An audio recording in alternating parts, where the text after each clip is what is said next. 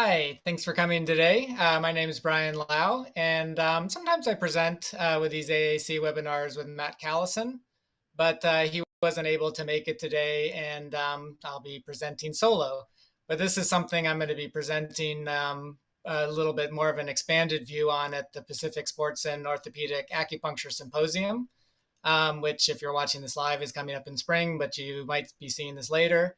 It'll be an ongoing event, so maybe check it out another time.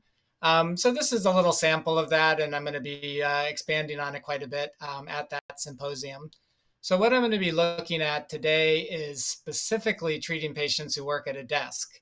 But this is really looking at more movement-oriented aspects of the channels, looking at the movement from a channel perspective. So while sitting, if we're in a static position, it's not really moving, but it kind of is moving because we're holding a position. So we'll be looking at movement, corrective exercises, and some other things to be able to recognize patterns in patients when you're looking at it from a channel perspective. So we have this nice image in the beginning title slide, and I took this from the internet, and I kind of liked it because it says bad posture. And I guess it's not great posture. That could definitely cause strain. We'll talk about this a little bit more in a second. But I generally don't think anything is a bad posture. There's positions that have a use. And that particular position, if somebody was crouching over and had to look up, it's a fine position. But if we're going to hold that for a prolonged period of time, it becomes problematic, and it can definitely lead to pain. So I don't really like to think about good posture or bad posture. I like to think of movement potential and the ability to move in and out of a particular position and to move in and out of that position with ease. So that's a little bit more of the take we'll be looking at, and we'll go through some specifics on that. So let's jump right in. So first of all, prolonged sitting puts a strain on the body, especially if the patient sits with poor posture. Yes, I just said that maybe nothing's could be totally bad posture, but if they're sitting in a position that's collapsed, that's putting pressure on the organs, that's putting pressure on the joints for a prolonged period of time, that's going to lead to problems.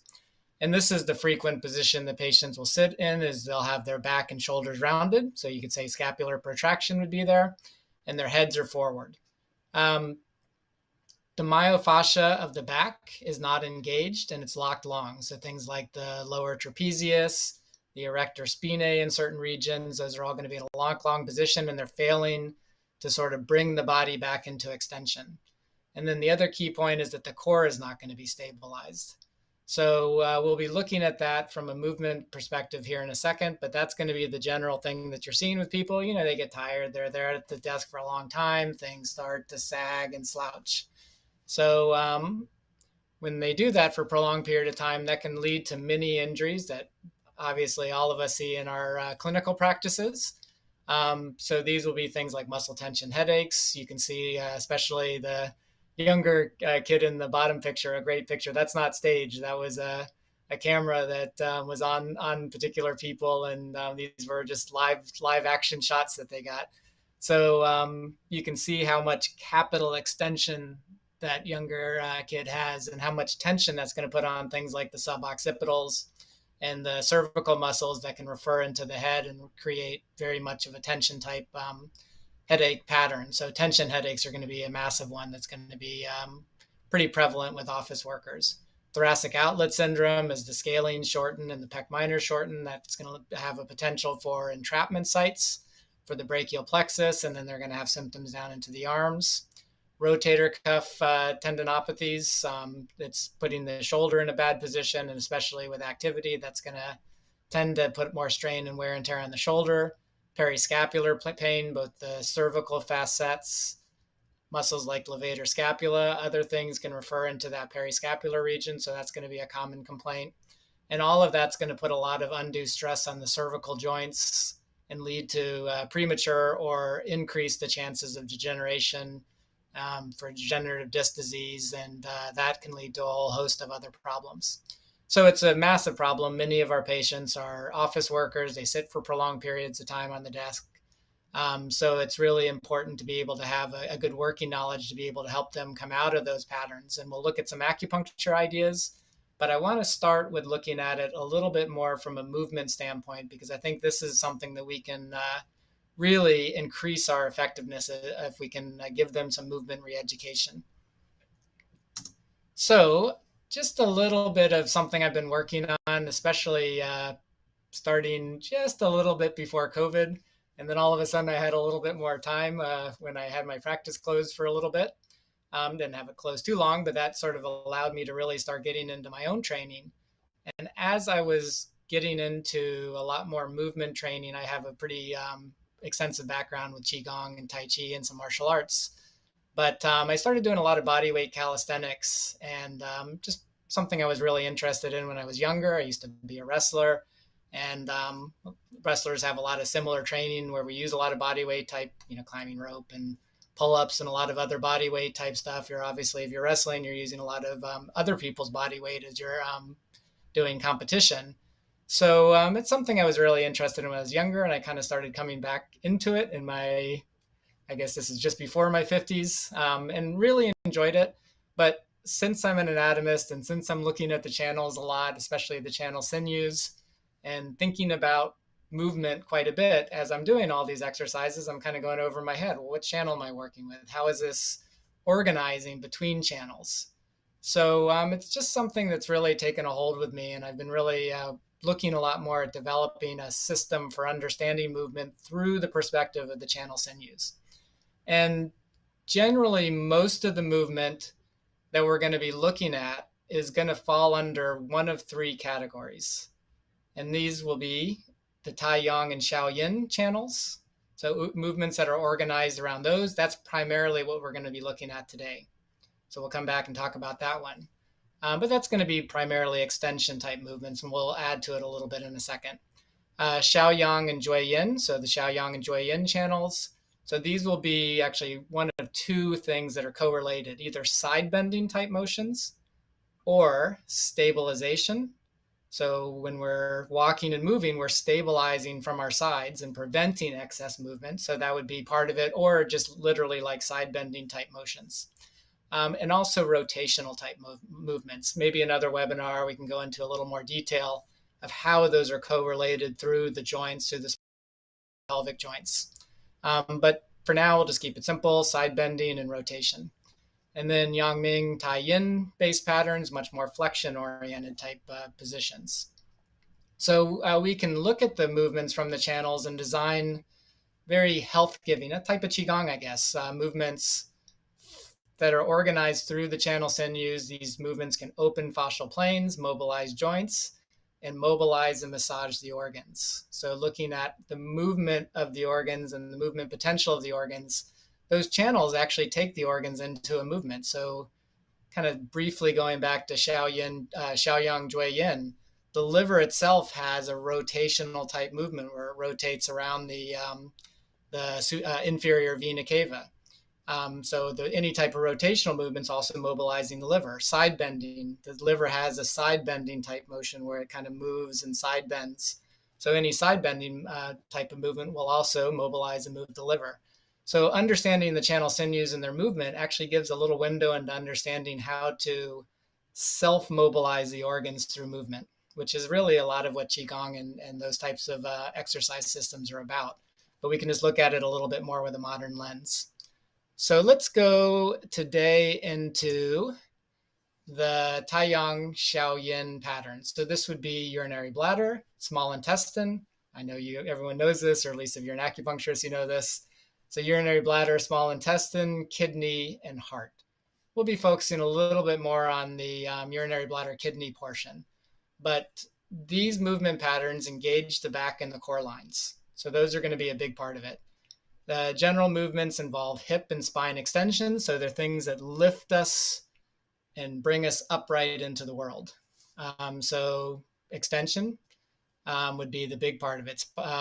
Spine and hip extension, scapular depression. So they help pull the scapulas down. Again, this aspect of lifting us up into the world. So very open and upright and present in the world. We're going to have external rotation, especially the small intestine sinew channel, and extension. So shoulder external rotation, extension, elbow extension, all of this with a very stable core. because as you're going into extension, it's easy if those muscles in the back are in the urinary bladder channel and small intestine channel are too overactive in some respects. They can overextend us. So we need the stability of things like the transverse abdominis to keep us stable. So there's a nice relationship between how the back and the front work, especially via the kidney and the urinary bladder channel.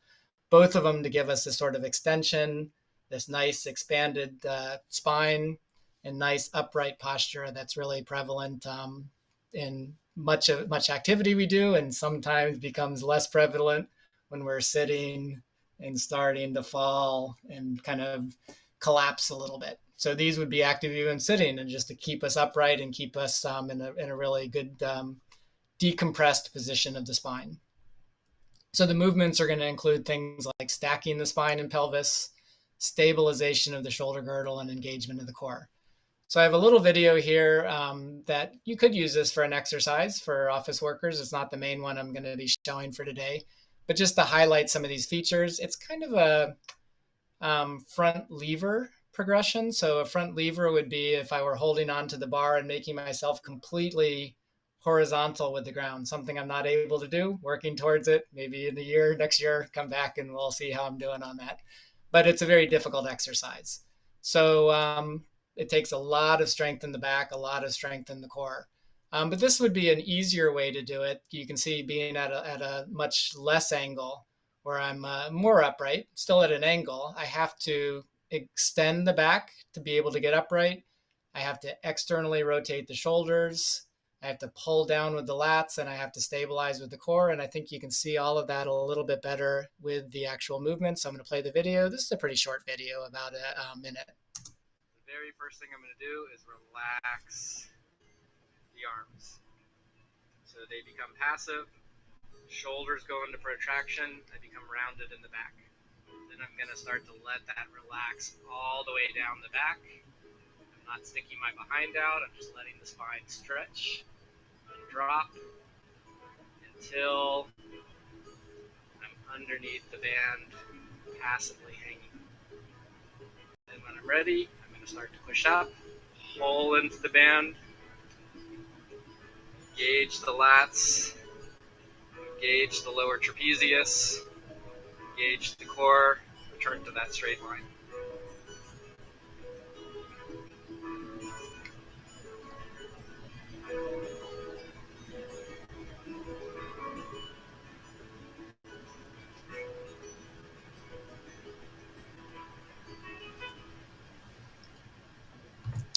All right, so that's a very nice exercise because it kind of massages the spine and basically going into a lengthened position in the urinary bladder, small intestine channels, and then the stand-up portion is where I start to engage those structures. So I engage them from a position where they're already lengthened and pretty decent full length position, and then engage them from that position to come back to an upright posture.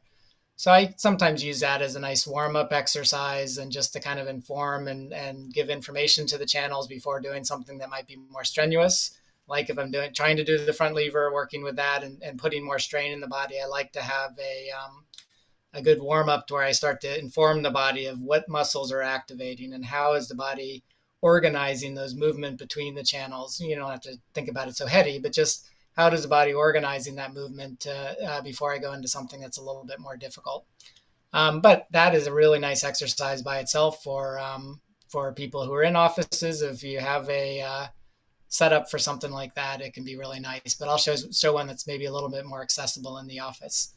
So let's briefly go over some channel information. So as all of us know, the urinary bladder channel moves down, starts at the brow and travels down to the foot. But how about the sinew channel?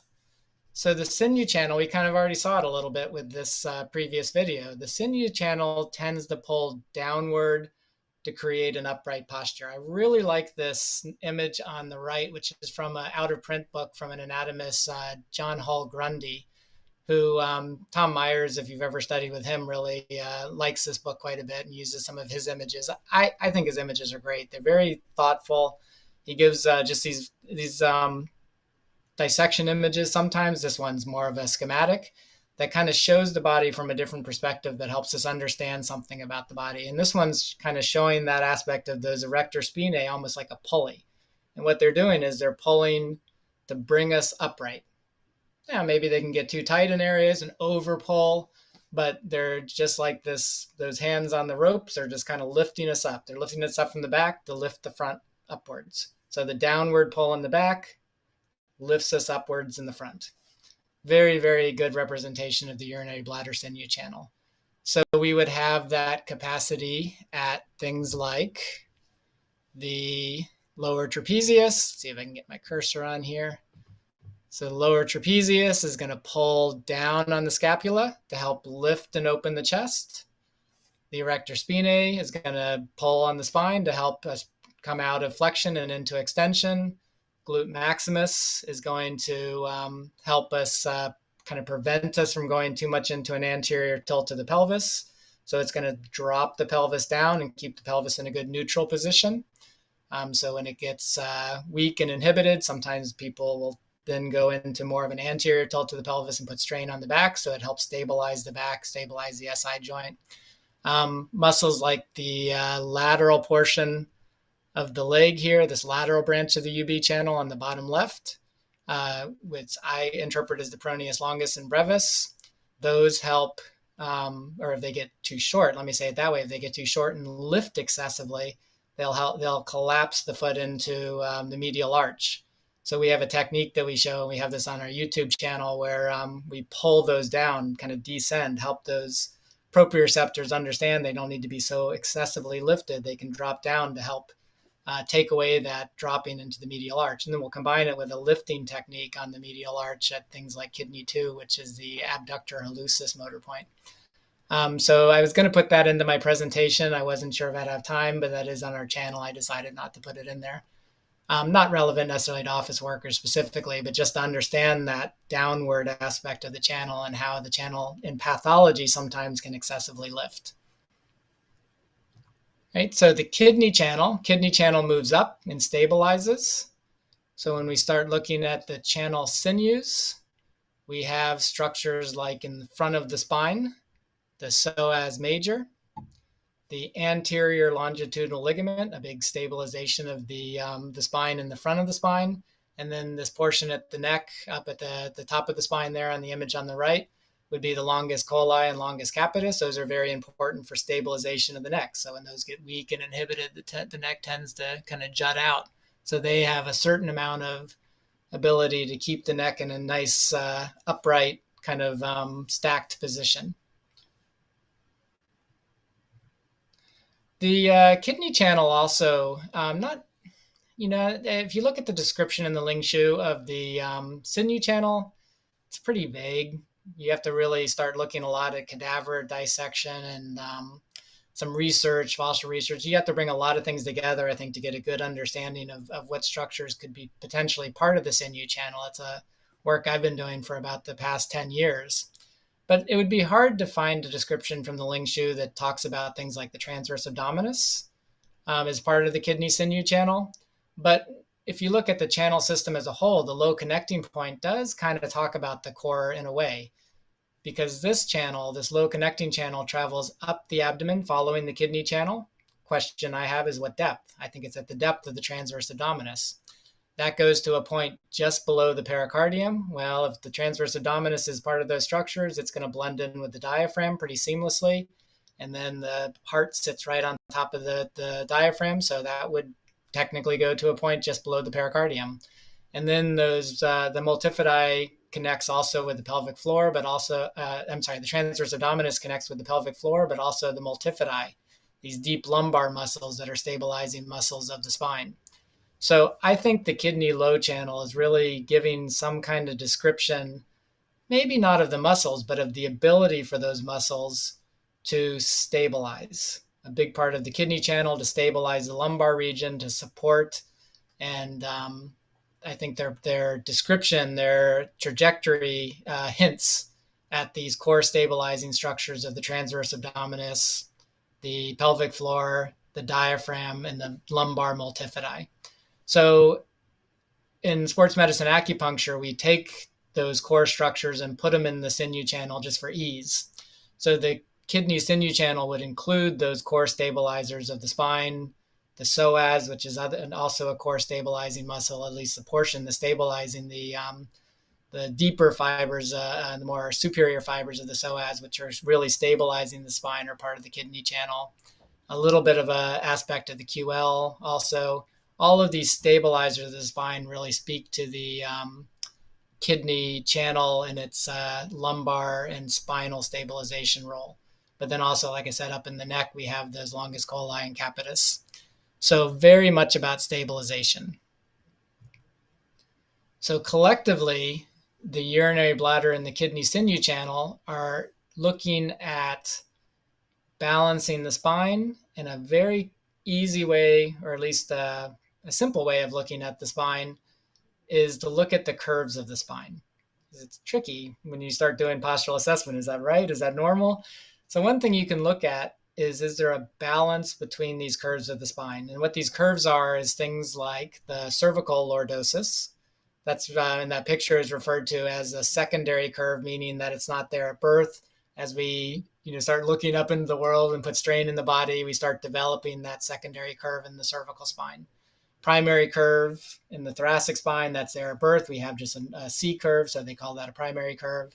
And then same thing as we're crawling and moving and eventually stand up and walking, we start developing a secondary curve at the lumbar spine. So looking at that kind of curve of the spine can help us understand if there's a good balance between the urinary bladder and kidney channel, because we want a really good balance between those curves. We don't want all thoracic curve, or we don't want an excessive cervical lordosis or an excessive lumbar lordosis, or maybe a flattening of the lumbar lordosis. Some people naturally have less curvy of a spine. Some people have naturally more curvy of a spine. So you can start looking and seeing, is there a balance between those secondary and primary curves? Back to Tom Myers, whose work I've studied a little bit, he also extrapolates that out to the posterior knee, which isn't a spinal curve, but that's a normal. There should be a little bend, a little gentle lordosis, and if you want to call it that, in that posterior portion of the knee. But as you look at people, sometimes their knee becomes hyperextended, and so they've sort of lost that curve relationship, or even the arches of the feet. So you can take that idea of that balance of the curves all the way down the spine into the knees, into the feet, and the arches. So we want just a nice, even kind of ebb and flow in those curves of the spine. So I think you can agree, looking at those images of the desk sitters that were dropped, their balance was lost. They have a capital extension, a strong curve up at that upper part of the cervical spine, but everything is, the whole spine is incurved. They've lost a little bit of the lumbar curve. There's not a really good balance between those positions. So let's look at an exercise, and we'll talk acupuncture, and we'll also look at a myofascial release technique. Let's look at an exercise that is a little bit more accessible because people can do it in a chair. This is something you can work with them on. This is going to be a seated exercise. It's modified from a Qigong pattern, 8 pieces of brocade, for those who know it. This is the second move. It's 2 hands hold up the heavens, and it stacks the spine. That's going to be the first thing it does. But then it's also going to start moving in the frontal plane, so a side bending movement. The reason of that is because office workers, everything is moving forward or back. Maybe the neck's jutting backwards or forwards. Maybe the thoracic spine is sinking back, but everything's moving sort of away from that frontal plane. The head maybe moves away from the frontal plane. The back moves away from the frontal plane. Everything is in that front and back position. Maybe those people exercise, maybe they don't, but frequently when people exercise, everything's in that front and back position, like running, much of weightlifting, everything's flexion, extension, flexion, extension, flexion, extension. So most people, especially office workers, aren't doing enough movement in the frontal plane, like side bending motion. So this exercise is going to stack the spine, get a good balance in the spine, get a good stability in the core, engaging those back muscles, and then it's going to start going into a side bending motion to help bring in a different movement potential that they're not probably, or let's just say they're more than likely underutilizing. And that can really give a little tensional support from the side and help that elevation and lift coming up the body. So I'm going to go ahead and play that video.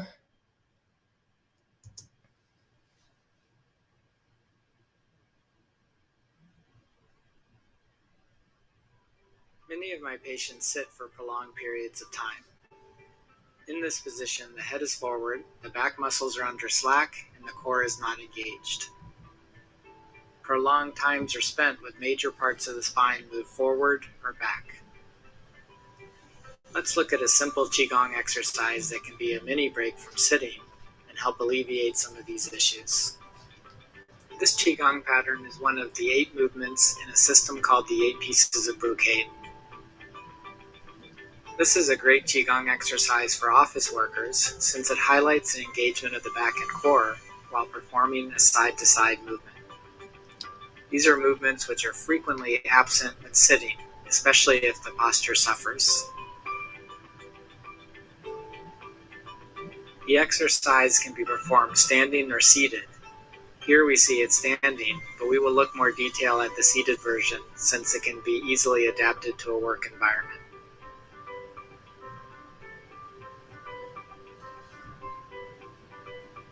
Start by sitting upright on the sit bones or the ischial tuberosities. Roll off the back of the sit bones and round the back. Then roll back onto the sit bones, engage the back and core, and grow back to an upright position. Again, roll off the back of the sit bones and round the back.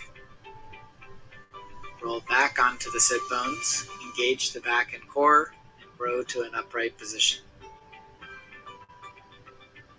Repeat the same movement, but this time rotate the arms and turn the palms up. Turn the palms down as you grow back to upright.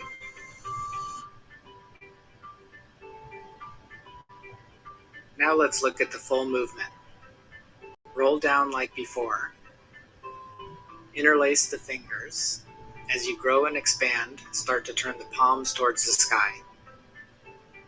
Get the elbows lined up with the side of the body, reach upward, and maintain an open chest.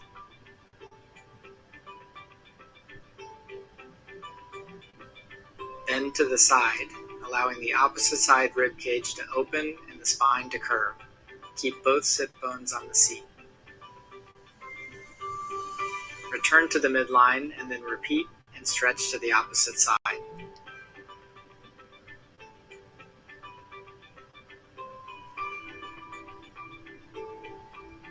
Return to the midline, stretch up, then let everything relax down while bowing the spine.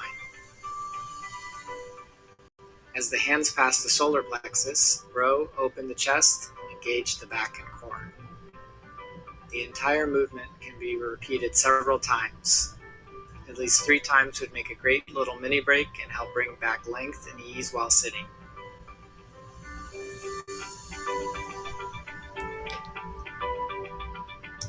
All right, so that's on my YouTube channel. It's Jingjin movement training. If you wanted to check that out, it goes through a practice run of it if you wanted to do it with the video, so that it gives you a chance to practice it. I think there's three repetitions of that. If you were to work with that with a patient, the whole movement's great because of that side bending aspect. Again, that's a movement that they don't often do.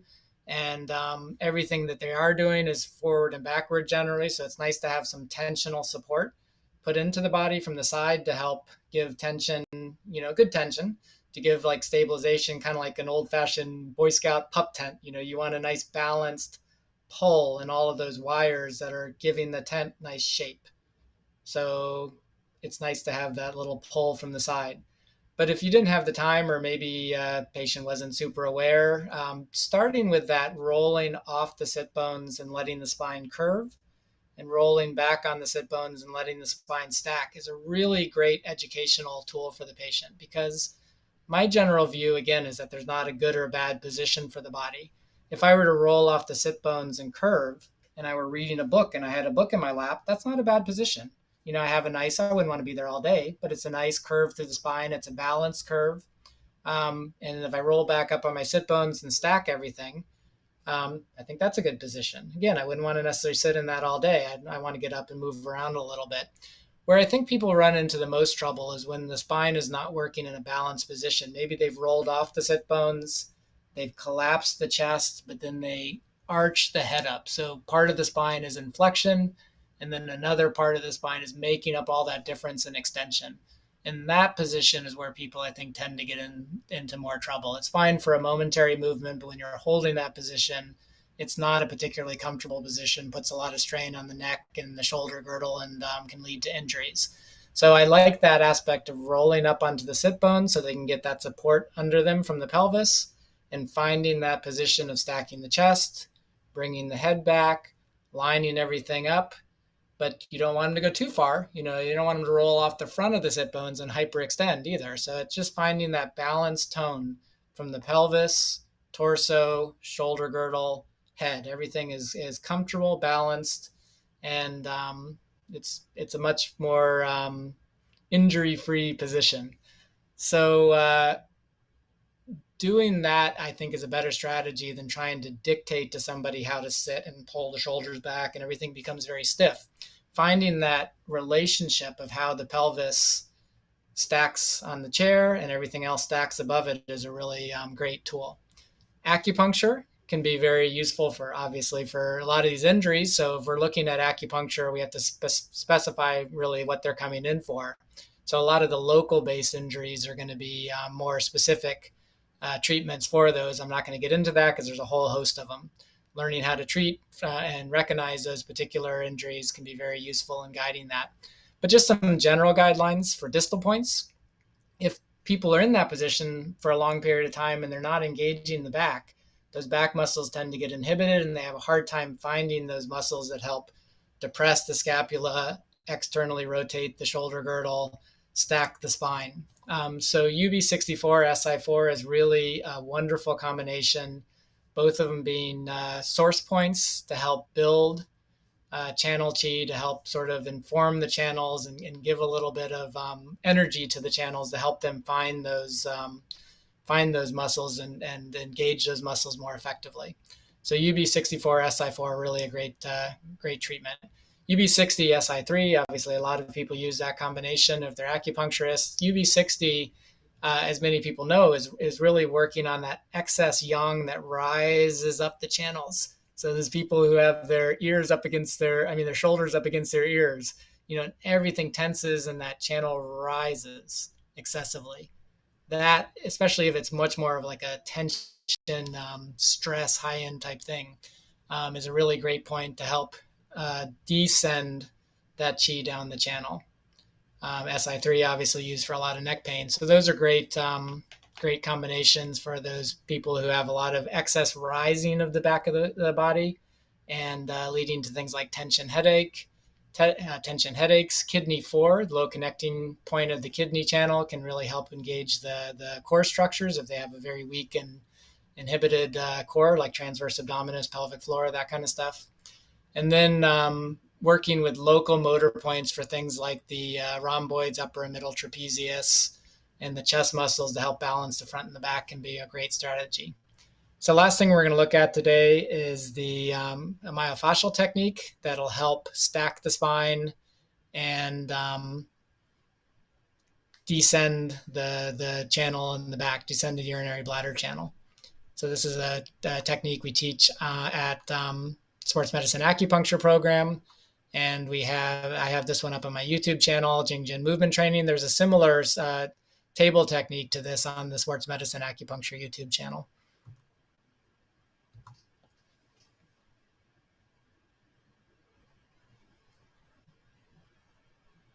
Let's look at a myofascial technique where we spread down the urinary bladder Jingjin, especially concentrating on the erector spinae muscle group. We will have the patient roll forward, vertebra by vertebra. While they are actively flexing the spine, we will spread through the tissue to soften and lengthen any areas where the erector spinae are bunched. So you can do this with both hands simultaneously or one hand at a time. Both hands is nice, but sometimes it's good to guide the patient by working on one side while you're assisting them. It depends on their ability to do this well. First thing they're going to do is make sure they're solid in their feet. They can even give a little small push back into their feet so that they can support against your pressure. Now let the head go, and she's just pulling me through the erector spinae. So I'm lengthening, I'm looking for balanced movement. Okay, let the left shoulder go, that's good. You can just go straight down. So with women, you're going to have to readjust around the bra straps. There you go, stop for a moment. So when they stop, you're going to sink back in and then have them go into flexion as you spread through the erector spinae. Arms relax. And hold. Stop for a moment. Sink back in. And then have them continue down into flexion, the whole time being supported in the feet. Let the left shoulder go a bit. There you go. Good. And now continue to drop. And you're spreading through the erector spinae now into the lumbar region.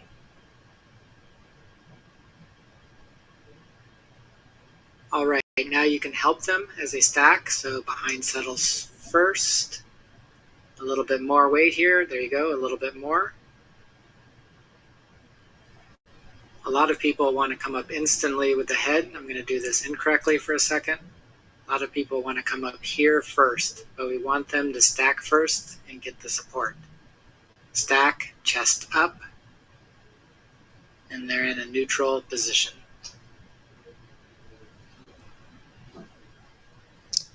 Great. So that's a bench work technique that's very common in structural integration. It's the type of work I did before as an acupuncturist. Rolfing's a type of structural integration. We do a ton of bench work. I really like it because the patients are actively engaged and they're able to kind of inform the body, by that movement of stacking, in this case, stacking the spine. If you do go to my YouTube channel at Jingjin Movement Training and watch that particular video, I'll give you something to look for. She had a hard time stacking her lumbar spine. And I kind of wish I would have pointed it out on the video. I kind of noticed it when I was demonstrating the technique, but I didn't want to take the time there. But as she goes to stack the body, she has a very difficult time coming out of flexion with the lumbar spine and kind of then misses it and comes up above it. And she has a tendency to have, like a lot of people who are very athletic, she has a pretty notable anterior tilt to the pelvis. So maybe a little more time spreading through that lumbar region, a little bit more time stacking would have been indicated. But I was just doing it as a demo. But anyway, something to sharpen your eyes. You can look and see, because what we want to see is that each vertebral level moves apart one by one, and that each one then stacks from the bottom. So that's kind of part of that training of the UB Jingjin, to kind of get that stacking and get that upright posture so that then people can feel comfortable in their seated position. So thank you to American Acupuncture Council for having me for this webinar. It's been very nice presenting on some of these ideas. These are, like I said, things that we teach within the sports medicine acupuncture program, especially in the one of the classes that I helped co-develop, the class that's looking at assessment and treatment for the Channel Sinews. So check that out if you get a chance. You can also, like I said, check out those YouTube channels, and hope to see you guys again. So thanks again to American Acupuncture Council.